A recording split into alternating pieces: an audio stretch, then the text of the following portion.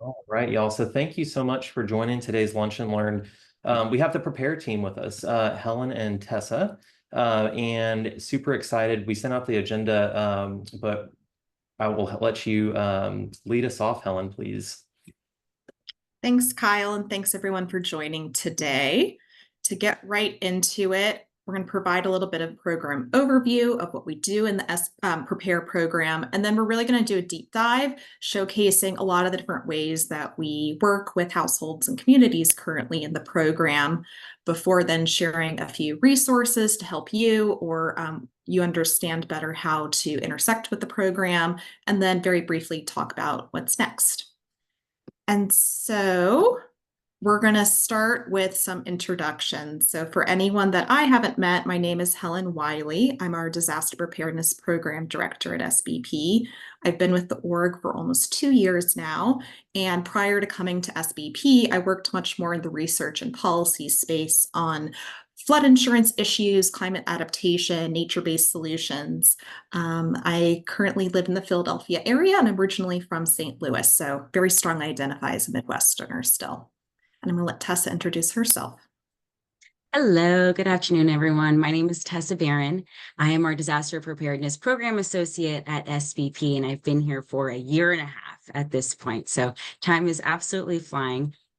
But I'll share that before coming to SBP, I worked for the South Carolina Office of Resilience for about 2 years in the mitigation program. So a lot of work with stormwater studies and studying different flooding issues throughout the state and implementing various flood reduction plans.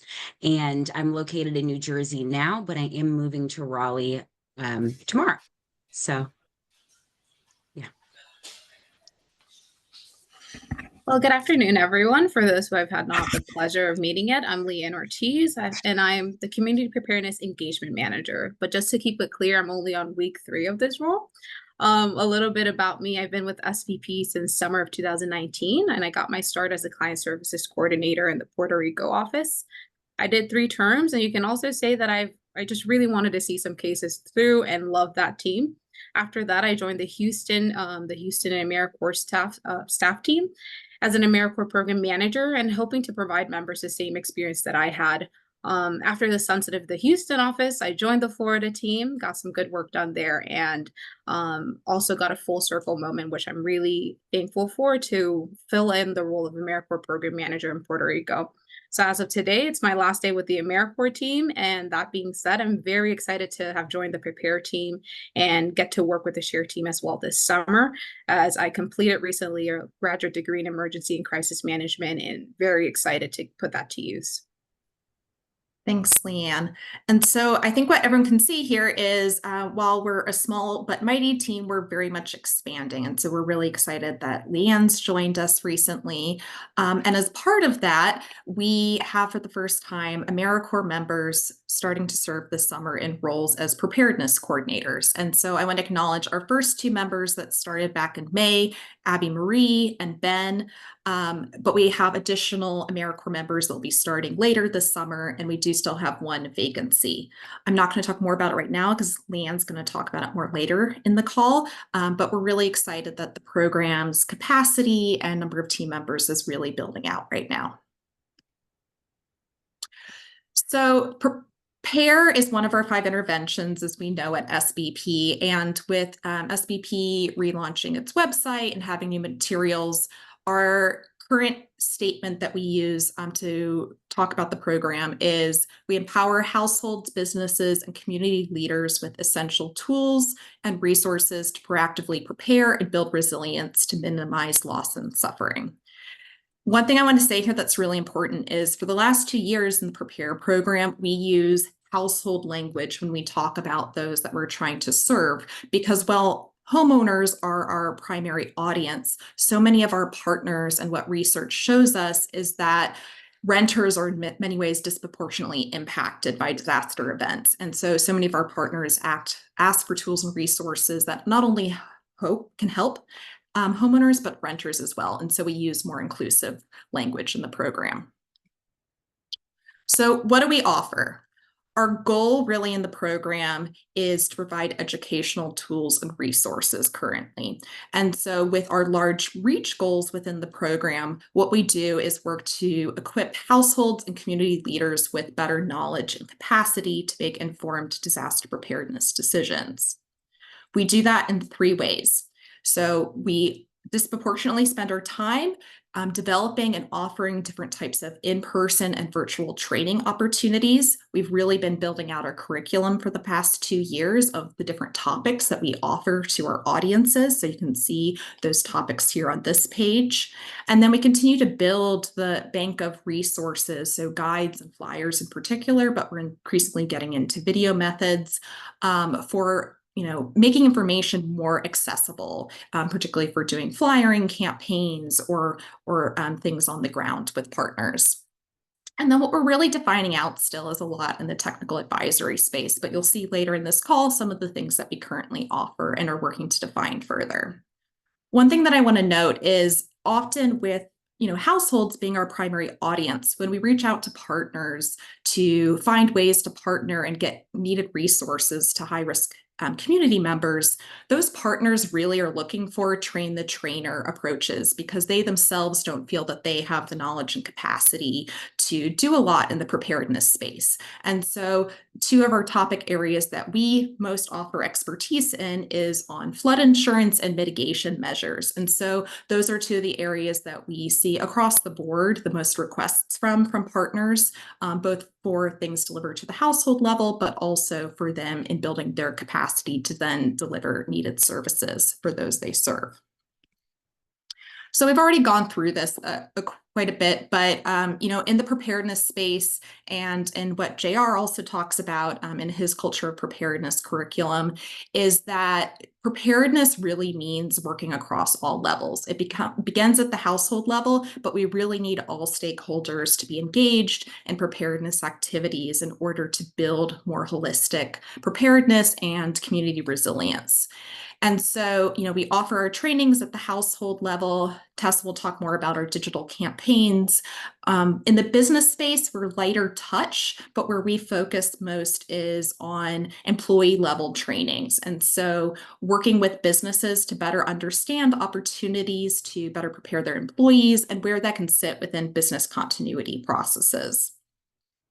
And then I just talked about community leaders. Again, we do a lot with nonprofit leaders and some with government officials in tandem with the advised team. So we'll talk a little bit more about, what does it mean to create reach and impact in the program? But with our high educational reach metrics right now, these are some of the ways that we think about impact. And so our main goal each year is reaching about 5 million people across our digital and on-the-ground campaign methods. We'll show more about what that means to track that and make that number feel real.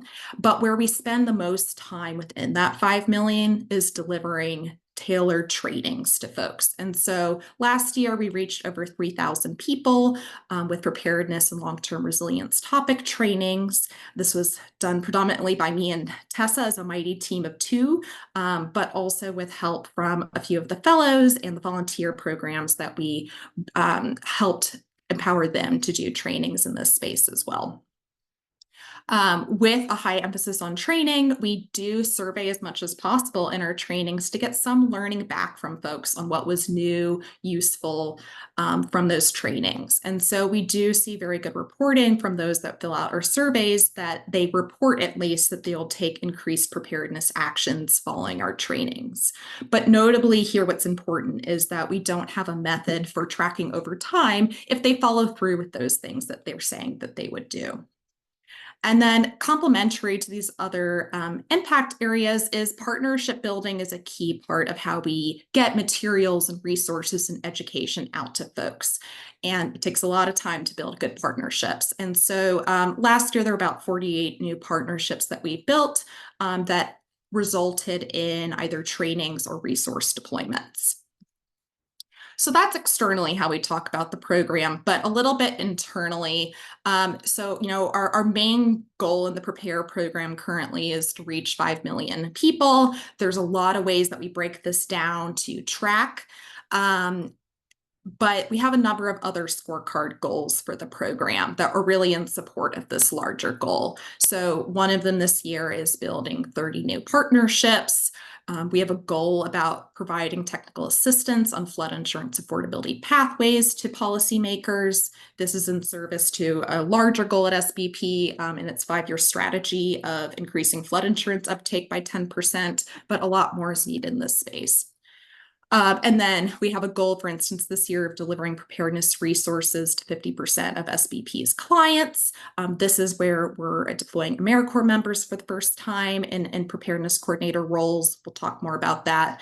And then we're also working to build a larger curriculum with the SHARE program that's much like the LPC for nonprofits, of having deep level of work, large curriculum over time that we work with nonprofits on versus doing one-off trainings. So that's some high level. There's a lot there. I think what's very clear is we do a lot in the Prepare program currently. And so now we're really going to get into the main part of the presentation, which is understanding better of what does this look like on the ground. And so Tessa's going to start us off with digital campaigns. All right. Thanks, Helen. So now we're going to spend some time talking about Prepare's digital campaigns for the year. So as Helen mentioned, reaching 5 million people in high risk, high needs areas is one of our main program goals for the year. And most of this 5 million reach actually is achieved through our social media campaigns. So in 2024, in partnership with the comms team, we're doing a lot of testing in the digital space to help us better understand not only what best resonates with our digital audiences, but also to help us understand if people are willing to engage at a deeper level with our content. So the best measure of impact for us to use is through driving content engagement and through conversions. And when I use the word conversions, what I'm talking about is things like total clicks on our ads or total clicks on the Prepare newsletter, which I'll talk more about in a couple slides here. But again, these are conversion measurements that show us a deeper level of engagement and a deeper level of interaction with Prepare's content. So we've set a goal this year, and this is based on data that we had available from last year, of achieving 10,000 conversions. And, like I said, we're building a lot of new content this year with the comms team, and we've actually already far surpassed that goal. So I want to share just a few highlights here. And the first is that we're looking at 23,254 conversions achieved. And this is just the number that only goes through March. And then also to highlight another example is we have just over 4,000 preparedness video views, in May, for both of those statistics there across our social media platforms. So the Prepare program is, we're continuing to learn, but we're really pleased with our progress so far. And as we're continuing to evolve our digital campaigns, we're looking forward to push out more as we continue to gather more data. Next slide, please. So now I'm going to walk us through just a couple examples of the content that we're working on so you guys can get a sense of, again, what we're working on so far this year in the digital space. So this first example is something that we're testing out, a monthly tip of the month series. And this focuses very heavily on different actions that folks can take to get better prepared for disasters. These are carousel posts, and this gets uploaded to Instagram and Facebook. So if you keep an eye out on those channels, you'll see these monthly posts as they come out.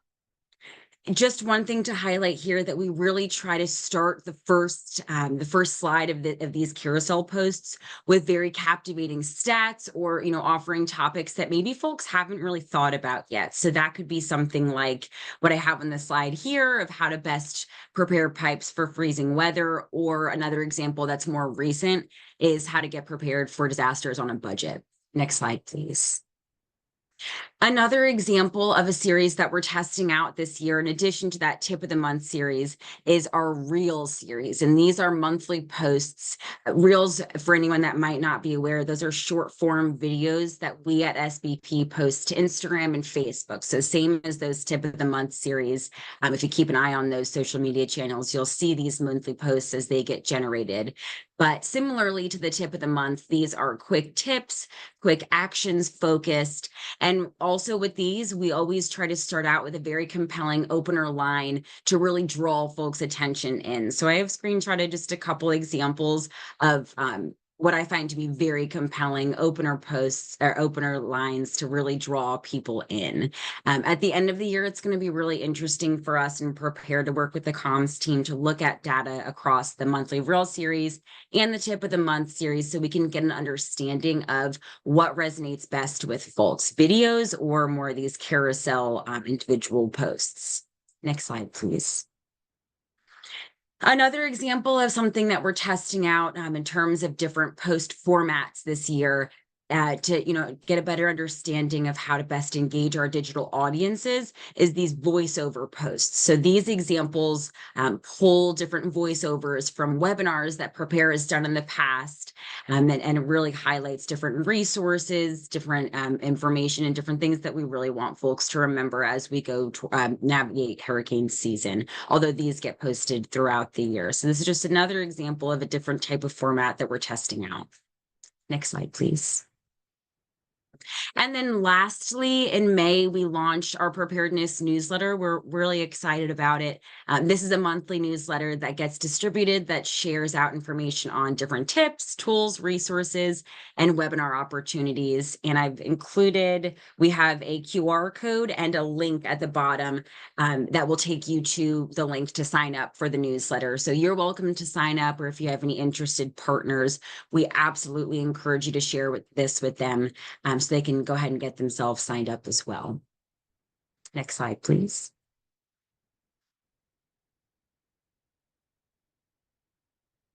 All right, and I'll go ahead and pass it over to Leanne. Thanks, Tessa. So we're going to be talking a little bit more about our AmeriCorps team, and we're referencing to this first year as our pilot year. Next slide, please. So you might be wondering what preparedness coordinators are and what they do.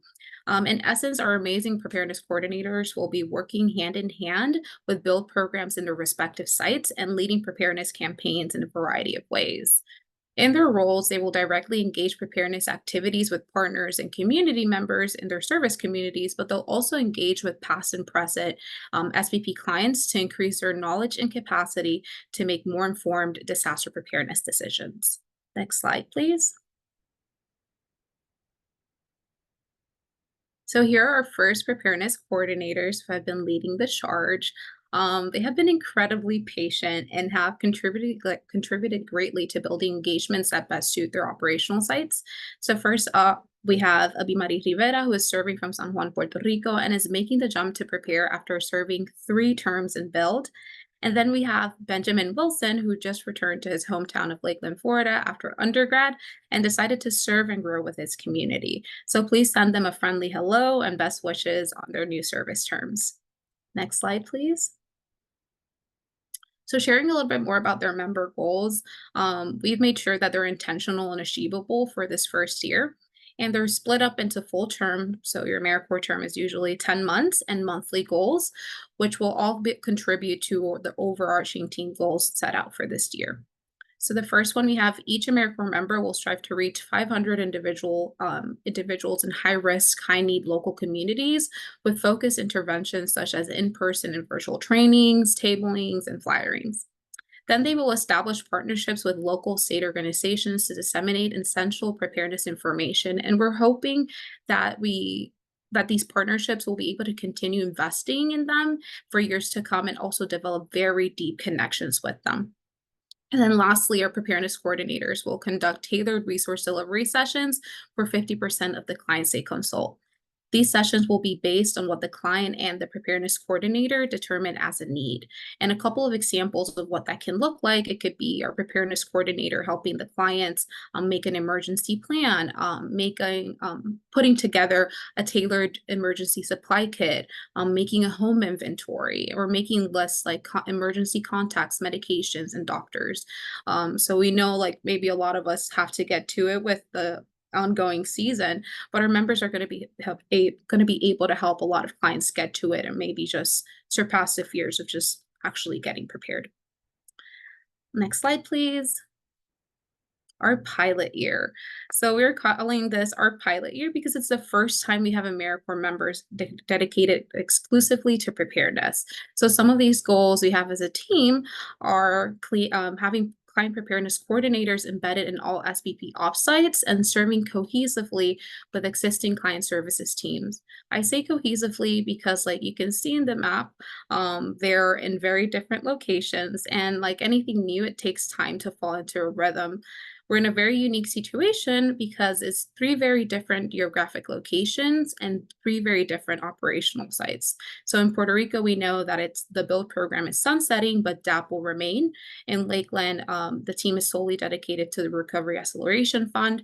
And in NOLA, we have the more traditional client AmeriCorps relationship and a pipeline that is already established. So while a challenge, and respectively so, this will allow us to try different ideas, delivery methods to determine better what works, and most importantly, what is truly needed in those communities.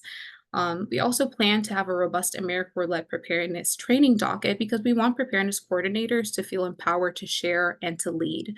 And last but not least, we want to achieve 100% member retention within our programs. And I'm really sure the National AmeriCorps team likes this goal. So we're hoping that we're going to achieve that. That is all for me, and back to you, Tessa. All right, thanks, Leanne.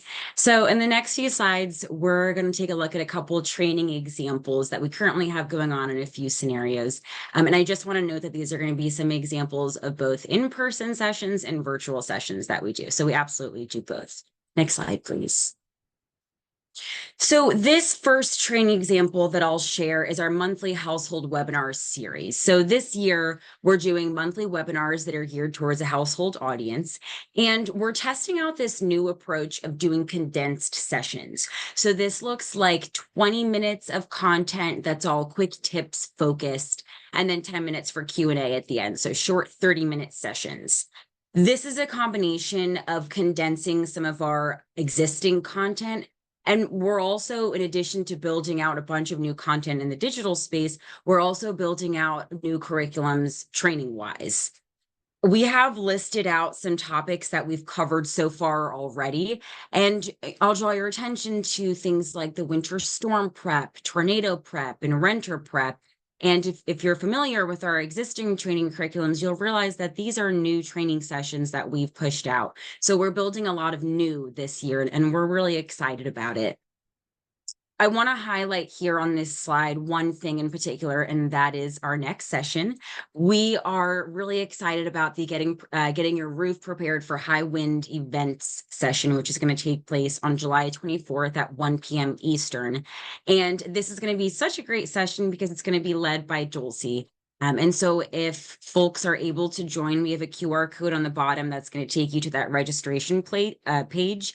And we would love to have as many SBP colleagues on that call as possible. And so this is going to be another one of those 30-minute sessions. And this is new content for us. So we definitely want, if you're available, if you have time in your schedule, if you can join us, we'd love to have you. Next slide, please.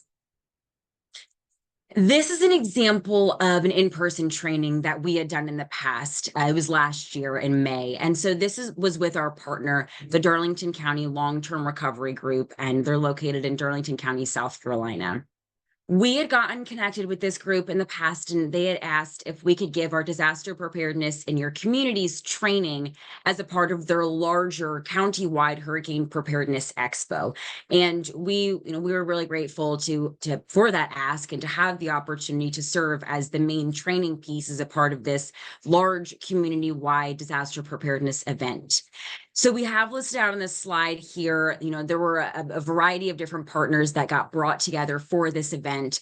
And so some were the County Emergency Services, Red Cross, South Carolina Housing, and many more than that. So it was a very robust event that brought a lot of folks to the table. And it was very interesting. It was a combination of different types of offerings. So, like I said, we gave a large, it was a 45-minute chunk of a presentations, but some of the other organizations gave smaller training presentation insertions into the event. Some organizations came just with a tabling capacity, so they handed out different resources and materials. Overall, it was a really great offering of a bunch of different resources for community leaders in Darlington County to help arm them with disaster preparedness information to then help guide the community through hurricane season. Because again, it was on May 30th of last year, so right before hurricane season. So a really great example of an in-person training event that we've done in the past. Next slide, please. And then the last example that I'm going to give of a training collaboration that we're doing this year is a training series that we're doing with our partner, Creation Justice Ministries. Creation Justice Ministries, for a little bit of background, is a national nonprofit organization, and they represent environmental justice policies of major Christian denominations throughout the United States. This is a particularly exciting series for us because it is a 6-part series and they take place on a bi-monthly basis. So that means that it spans the entirety of the year. So at this point, we've done 3 of the 6 trainings. One of them actually was last night. And we've had over 140 attendees across all first 3 sessions. And I just want to emphasize that Creation Justice Ministries, they have done 2 of those first 3 sessions. And our advice team gave a really wonderful culture of preparedness session as one of those first 3 sessions that has taken place so far this year.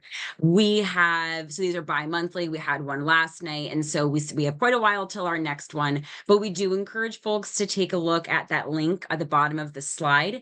That is information about the rest of the upcoming sessions. It has the dates, the descriptions, the registration links, and we will be leading, SBP will be leading the remaining 3 sessions. So we definitely want folks, if you can join us, please do. Next slide, please. We're going to shift gears now and talk about some of the on-the-ground work that we're currently involved in, and I'm going to share a couple of examples of what we're doing. Next slide, please. The first example is Toyota's West Dallas Safety Fair. So Toyota, who many of you I'm sure are aware is one of SBP's corporate partners, they had reached out a few months back and asked if we wanted to participate in their annual safety fair. Now, this was really exciting because historically, the safety fair focused on topics like transportation safety, but they really expanded what they covered this year to include disaster preparedness. And so we were thrilled at the opportunity to be involved. And so what this looked like, it's an annual safety fair. It's geared towards English and Spanish speaking families and community members throughout the city of Dallas. And it took place in April. So a few months back at this point. And the goal of this safety fair was to promote education and to equip community members, households with resources, all geared towards improving safety, well-being, health, and wellness. And so I won't share all the topics because there truly were so many, but some examples just so you can see how expansive this event was. It included things like transportation safety, like they've done in the past, heat and fire safety, home safety, mental health, healthcare and security, cyber security, aquatic safety. So they covered a lot. And what it looked like was a bunch of partners came, and some, like SBP, mainly did tabling. So we handed out a bunch of resources, but it really was a multifaceted event. So we had tabling, but then we also had some hands-on components like a CPR training. There were cooking classes. There was fresh produce that families could go around and grab. So there was a lot going on. One thing I also want to share about the event is that the area actually had faced a storm event that morning, which was ironic timing. And so we ended up doing the event inside instead, as it was supposed to be outside originally. And we had 150 folks rather attend despite the setback. So it was great.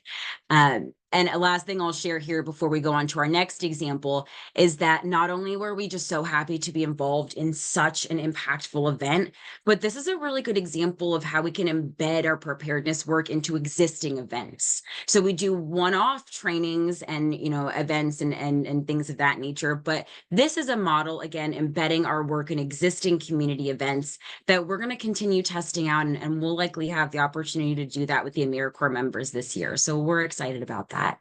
Next slide, please. So here's another example of some on-the-ground work that we did last year, and it's actually a partnership that's continuing to this year. This, importantly, is a prepare and share joint partnership. So I want to make sure that I'm emphasizing that because Share has done a lot of great work, and I'll share a little bit more with this partnership. But anyways, to give some background, last year we partnered with the Louisiana Just Recovery Network on their disaster supplies kit distribution event. So the Louisiana Just Recovery Network worked with their partners within the network to distribute preparedness kits to over 500 households across Southeast Louisiana. We had added in disaster preparedness resources to those kits that, again, got distributed to households. This year, we're working with the group again, and it's going to be another disaster supplies kit distribution event, but a couple developments. We are adding to those kits our preparedness guides in English and Spanish. So we're really happy to have the chance to do that this year in multiple languages. And you'll see that the event has massively scaled up. So they're planning on reaching about 3,000 households this year. The event will be next month. So we don't have that exact number yet because it hasn't happened quite yet. But then before we move on, I just want to share that also a really awesome development for the year is that Share is providing hygiene kits that are going to get tucked into these larger kits that are assembled by volunteers in New Orleans. So a really great partnership across both of our programs at SBP. Next slide, please. And then lastly, and I'll be pretty quick about this because we have 2 slides about the Learn campaign, but we are participating in the Learn Disaster Preparedness campaign, which we're co-leading with our partner Latino Justice. This is geared towards Central Florida and Puerto Rico, and the goal here is to empower high-risk individuals and community leaders with tools to decrease different challenges that we see in disaster times related to, different legal and financial challenges. This is a really great combination of more general preparedness information coupled with legal knowledge. So they play off of each other very well. And just very quickly, I'll share that the campaign has 3 different parts. The first is a digital component, which we've wrapped up. The second is a 4-part webinar series, which we kicked off earlier this week. And the next slide will have more information about that. And then lastly, we have an in-person component of the campaign, and it's on the ground work that we're still currently building out. So we'll have more updates for everyone on that soon. Next slide, please. And then lastly, here's just an overview of the next sessions that are coming up as a part of the webinar series in this larger Learn Disaster Preparedness campaign. If you want to get more information, we have that QR code, and we encourage folks to join us and to share this out with any partners that might be interested. And with that, I'll hand it over to you, Helen. Sorry, still muted. Thanks, Tessa. And one thing I'll note that's exciting with this campaign is through partners at the Red Cross Community Adaptation Program. All of the webinars are actually being translated into Spanish and Haitian Creole. So there'll be recorded versions that have captioning in those languages for later distribution to high-risk community members in these areas. And then the live sessions are having American Sign Language interpretation. And so a really great way to work on expanding access on topics that we know at SBP are really hard for community members. And so the legal aid organizations that we're working with on this campaign will do a lot of that pushing out to their networks following the webinars. So Tessa and Leanne have covered a lot of wonderful things of what we're doing on the ground. And so I'm going to wrap us up here talking a little bit about what we're doing or starting to do more in the technical advisory space. And this is where it's less cemented of what does this look like exactly long-term in the program. But I'll share a few examples of what we're doing. So for the last 2 years, SBP has been the disaster resilience technical assistance provider for AARP's Livable Communities program. AARP, as many of you may know, is a national organization that helps older adults across the country. And as their technical advisor for disaster resilience, we work with them each year and have a contract to provide specific engagements at different levels to state offices for AARP that ask for services and advice in this disaster resilience area. So last year, Advise actually led the partnership with Prepare and Support. This year, Prepare is leading with Advise and Support. And this is a great way that programs can combine our expertises and knowledge bases. What also has been really clear in this partnership with AARP is that both last year and this year, we see across the board with the different states we work with that they disproportionately ask for technical assistance in preparedness topics. They really want to work more on their preparedness for future events. And so most of the engagements last year were preparedness focused, and that's definitely tracking for this year. A lot of what we do, given the high emphasis on trainings at SBP and both the Prepare and Advise programs, is doing different types of webinar or workshop series. So as an example, this year, we just concluded a 3-part series with AARP Houston, where both Prepare and Advise offered expertise to stakeholders in the region on different topics. As another example, we have a 2-part series that we'll be doing in September, where Prepare will be covering topics on disaster resilience preparedness through not only AARP New York, but their partnership with the New York Academy of Medicine to get practitioners throughout the state that work with older adults better informed on these topics. An example of a different type of thing that happens through these the LC TAP program is, for example, this year we're working and Prepare with AARP Hawaii to create a disaster preparedness plan template for independent living apartment complexes that house older adults in Hawaii. So stemming from their experience after the Maui fires, they're really identifying that that's a need for these types of apartment complexes to have better preparedness plans. And so in sort of this technical advisory space and in service to some of our program goals, some of what I spend time doing when I have the time and availability to do so is working on advising different local government leaders and nonprofits on policy changes and programs that can help make flood insurance more affordable. There's a lot of different types of public and private sector solutions that can help us in making flood insurance and disaster insurance accessible for more households, but there's high barriers to moving these different types of solutions forward.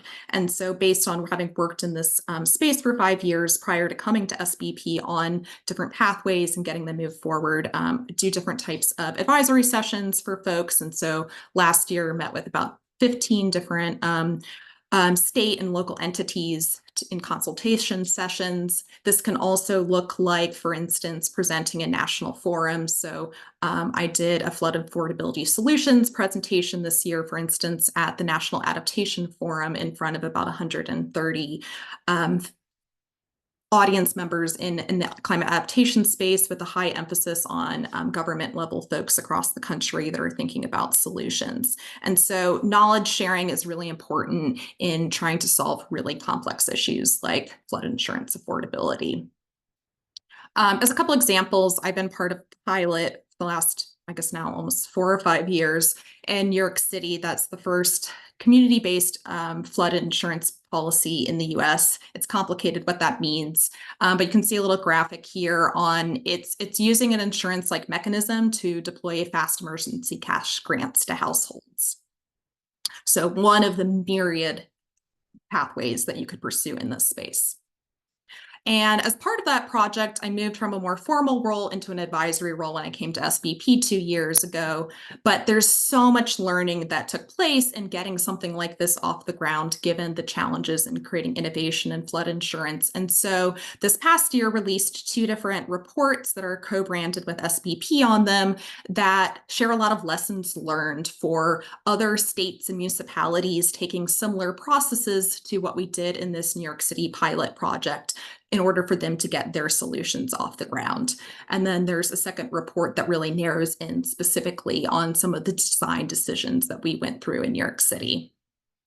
These types of materials, again, are really important for making information more accessible for folks. Another thing in this space that folks may or may not know that we've done is, again, in projecting thought leadership and in trying to make information more accessible to policymakers and folks in funding and decision-making roles who are trying really critically to move forward solutions in the disaster insurance space.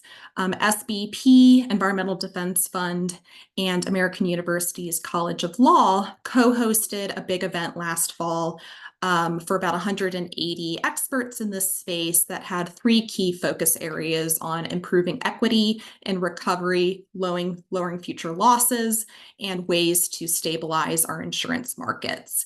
And rather than putting a high emphasis on the National Flood Insurance Program, which needs major reform, we really focused on bringing this community of practice together and starting to form that community of practice to highlight a lot of the great solutions and ideas that are around the country, but create visibility across sectors on what those are. There's been a lot of great outputs from that conference, but really good space and a new type of activity for SBP to host a type of event like this. All the recordings of the sessions from the 2-day conference are on the American University website. I just want to note this conference is also funded through a National Science Foundation Civic Innovations Challenge grant, as well as from funding from 5 different insurance companies. So we're wrapping up here. We covered a lot, and clearly we do a lot currently in the Prepare program. I want to share a few program resources for you all. So this might actually be the most helpful part of the presentation. All of our guides and flyers in the Prepare program are currently housed on our website under Prepare Natural Disaster. We really encourage everyone to go and utilize them, access them, share them out. That being said, we're about to launch a new website, and so all of these are going to be migrated to the new resource hub, which we're really excited will be launching soon, and a lot of additional materials that are not currently up will be in the new resource hub, including all of our materials being in Spanish.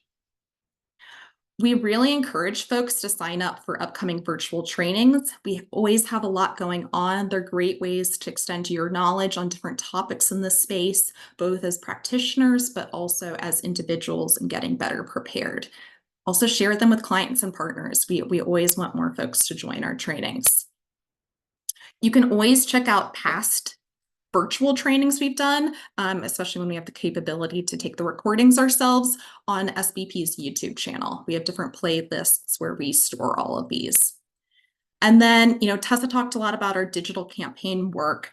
Follow SBP if you're not already on Facebook or Instagram in particular, and that'll really help you access a lot of the new content that we're putting out there and bring more of the tips that we put out for the general public to you as well on a regular basis. We've subscribed everyone at SBP to our monthly newsletter that we launched 2 months ago, but we also really encourage you to share the different types of tips that we share in our newsletter with your friends and family. Few key things. Again, the program is vastly expanding. We're making a lot of decisions right now on different types of partnerships and things to keep moving forward. And so if you have any organizations or contacts that are interested in potential partnership opportunities with us, please connect with me, and I'll help make the determination of who's moving forward with that potential partnership opportunity within our team. Then second, reach out to Tessa for support on printing and customizing different preparedness flyers. So one, we offer in the national program for Prepare that in your area operation site, if you want to get certain materials out there, you're having a tabling event. Notably, we do now have our preparedness coordinators in current sites, so they can help anyways. But this is also for fellows, for instance. We can serve as a tool and resource for printing those materials, but also helping to customize with localized resources. And so creating some custom versions that can be shared out and therefore have more helpful resources for that specific area. If you have any clients that have particular preparedness questions, they can always reach out to our team at our team email address and someone will respond. And then finally, like, please encourage folks to sign up for our newsletter. We really hope to keep building it out and getting more folks to get that monthly report in their email inbox will only get more information out to folks. And then, we chose not to focus highly on personal preparedness in this lunch and learn today. But what I want to say for everyone, because again, preparedness is really hard and we grapple with it ourselves in the Prepare program, is that our top tip when you're thinking about your own personal preparedness is to start somewhere. It can feel really overwhelming on where to start, knowing how many things ideally we'd all do. And so don't feel pressured to do everything at once. Make calendar invites for yourself even that will remind you each month of something small you want to do in building your preparedness. And, if we start with smaller entry points, it's easier then to work up to some of the harder things. And so really, like, one of our top tips, for instance, is take 5 to 10 minutes and walk around your apartment or house and film a home inventory. I did this last year when I moved into my new home, and it really was so easy to do this and then store it on the cloud. And now I know that for insurance claims or anything in the future that I have that documentation. So working to practice what we preach at SBP when we know how hard it is for our own clients to recover when they don't have those types of documentation. And so we really want to save time for open discussion and questions. And I'm not going to give you a lot of clarity in terms of what's next for Prepare, but I want to cover a couple points.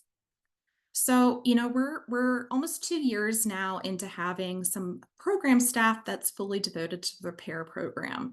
But what a lot of we've spent time doing is actually building up a data bank of what are the different methods we're using, what audiences, what methods achieve greater reach into our current goals. And so it's important to continue building out this data foundation for the program, but we can also really leverage this as we make decisions ahead on where to work more deeply. SBP is narrowing in more on some key state areas. And so with this now defined region area where SBP will be concentrating more work, we ourselves in Prepare program will be taking more steps to really dive in more deeply in these 8 states along the Gulf Coast. And then, we work with a lot of partners currently to achieve the reach and educational goals that we have in the program.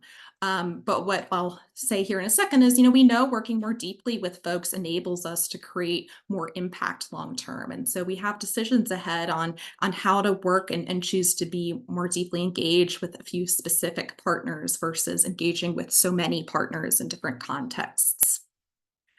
This year, as Leanne very much shared, is a pilot year for having AmeriCorps members serve as preparedness coordinators. And so we'll learn a lot this year in this beta test of what should that longer term focus be for our AmeriCorps members? What are the things that both create the most success and feeling of impact for them personally, but also in the communities where we're placing them?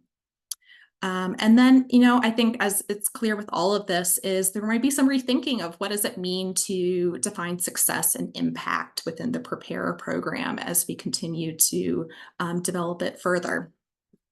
So on a final note, what I just want to say here is I want to share a couple things from what we teach in our Building Disaster Resilient Communities deck. And so I'm going to put on more of my researcher or former researcher hat here. So we talk a lot about disaster resilience at SBP.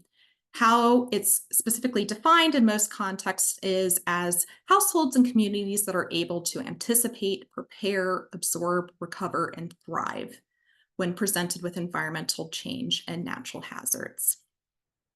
The challenge we face is that every community is different. And I think we all know that in the wonderful and diverse communities we work with and live in across SBP.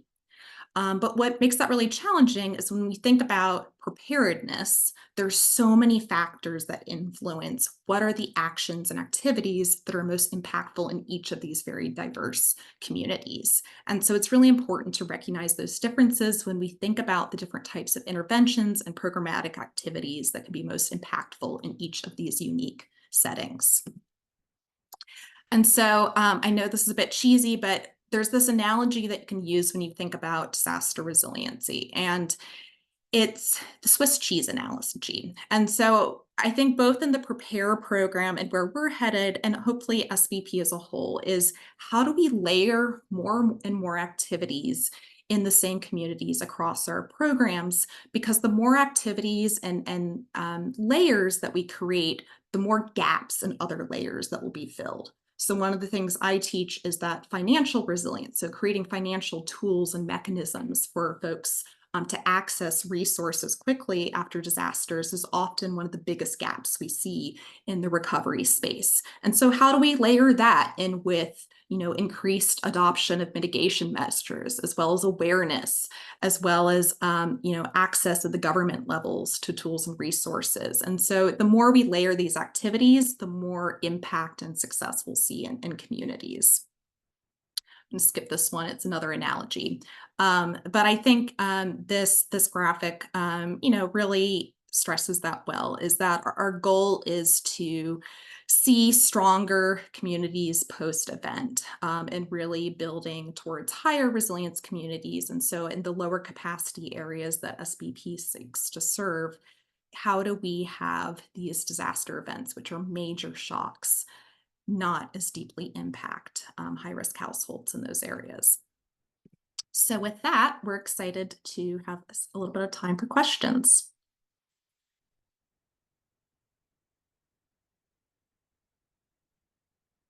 We covered a lot of content, so don't be shy.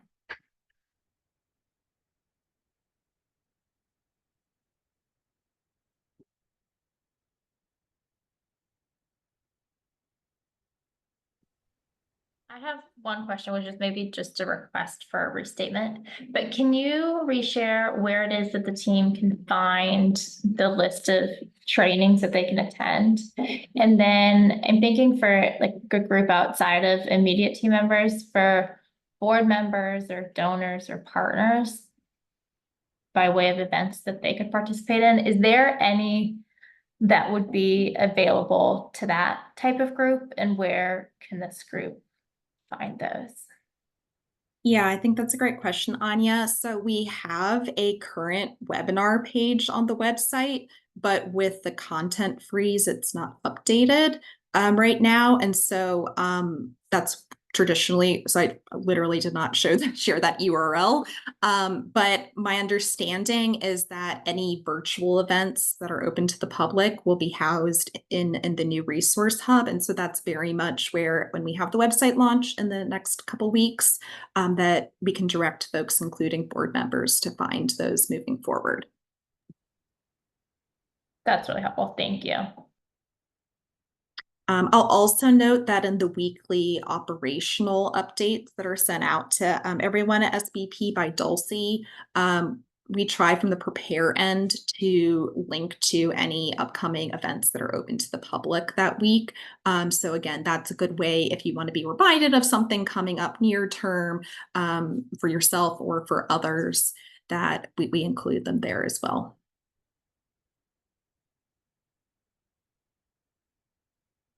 I'm going to go back to a question that Anya put in the chat earlier, which was on what types of disasters and perils does our preparedness content cover? Is it all disasters, or we limit our scope just to hurricanes and flooding? So really good question. So our highest emphasis area, both in what partners ask for and what we have most built out based on SBP's expertises, is on flood and hurricane. But as creating new written materials and, like the household series we've been doing, we on webinar based, we've created materials that are specifically on events like tornadoes or winter storms. We don't have a high emphasis on wildfires at SBP, given that SBP really hasn't worked in that area historically, but we do have a few different hazard types.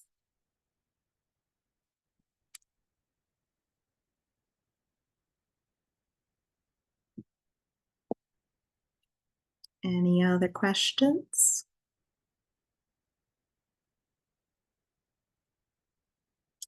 Something else I want to say from my end, at least, and I'm going to stop sharing my screen, is that we're a really friendly team, and we all have interesting backgrounds, just like so many people at SBP.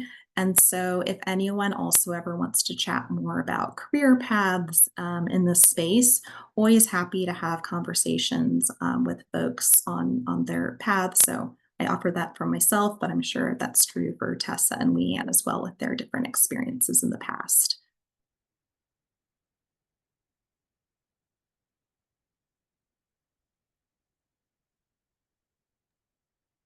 Awesome. Well, y'all, thank you so much. Really fantastic lunch and learn. Appreciate your time, and everybody on the call, thank you for joining.